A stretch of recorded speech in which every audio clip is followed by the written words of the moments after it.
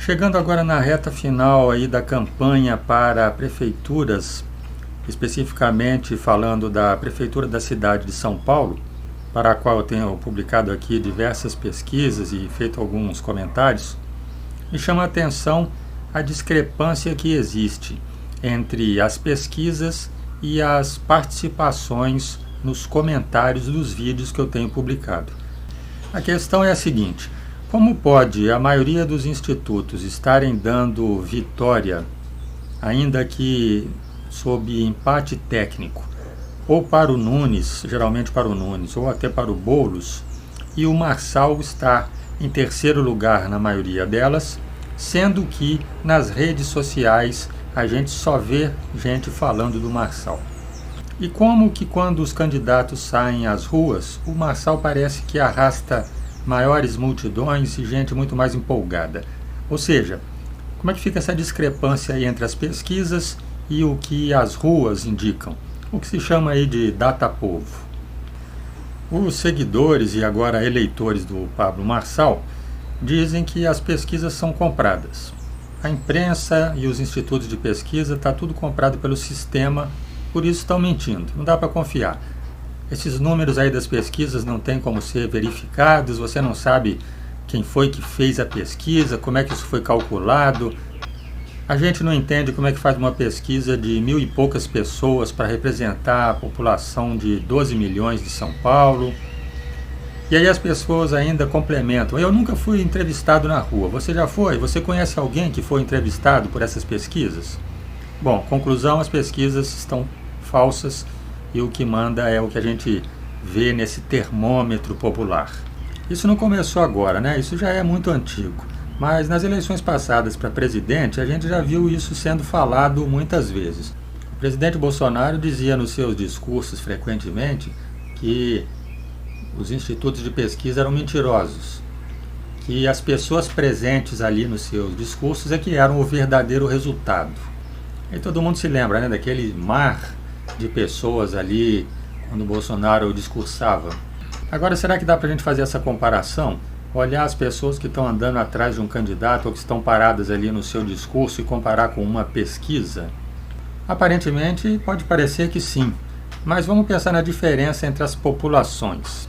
A pesquisa investiga a população de eleitores, ou seja, qualquer pessoa que tem título, está habilitada a votar, vai ter um voto ali que vai ser contabilizado por essa pesquisa. Essa é a intenção dela. Ela não está investigando se as pessoas são empolgadas. Com relação àquele pessoal que sai na rua seguindo o carro quando passa o candidato, ou que se dá o trabalho de ir até lá na praça, ficar esperando naquela multidão toda para ouvir o candidato falar, ali não é somente quem vai votar nele, ali é quem vai votar com empolgação. Então pode ser que um candidato não arraste empolgação, mas tenha eleitores que votam nele assim mesmo. E outro que empolgue grandemente parte do eleitorado, mas que essa parte não seja suficiente para ele ganhar a eleição. Essa é a diferença entre os dois indicativos.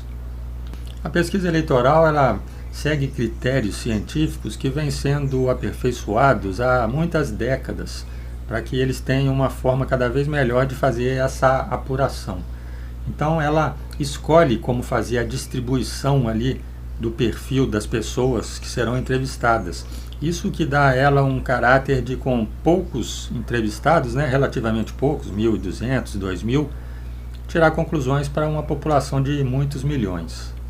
Já as manifestações não têm critério nenhum, as pessoas se amontoam ali e você não tem como saber exatamente quantos por cento dos eleitores daquele candidato estão ali reunidos. Se você faz, vamos pegar aí o exemplo, né, que estamos citando da Prefeitura de São Paulo, você faz um comício, naquele comício tem 30.000 pessoas super empolgadas, gritando o nome daquele candidato. Como é que você vai tirar a conclusão? Se aqueles 30.000 é pouco diante da população da cidade. Você vai concluir que os eleitores totais daquele candidato são em que número? Se 30.000 estão ali, significa que tem quantos que não foram ali? Não existe esse cálculo. Você só vê que ele conseguiu ter força para arrastar 30.000 pessoas para o comício. É um indicativo de que ele tem pelo menos, né, por volta de 30 mil. Mas o total que ele tem não há como saber.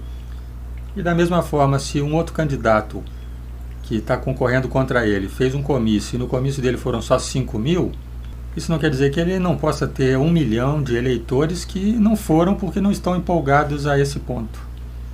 É só você pensar o seguinte, você que está escutando aí agora essas palavras, você vai votar em alguém na eleição, mas você vai nos comícios dessa pessoa, você se desloca, fica lá esperando para isso? Eu acredito que a maioria das pessoas que está ouvindo vota, mas não vai em comício. Então você mesmo é um exemplo desses números que são discrepantes. Você, como eleitor, apareceria representado ali numa pesquisa, mas você, como apoiador, não apareceria lá na multidão. Bom, você que está ouvindo aí, te convenceu essa explicação? Entendeu um pouco melhor agora? Ou você continua achando que isso não tem nada a ver e que as pesquisas são compradas mesmo? Bom, domingo está chegando, domingo à noite, segunda-feira a gente vai saber se as pesquisas acertaram ou se o Datapovo é que estava mais perto da verdade. Continue acompanhando, até lá.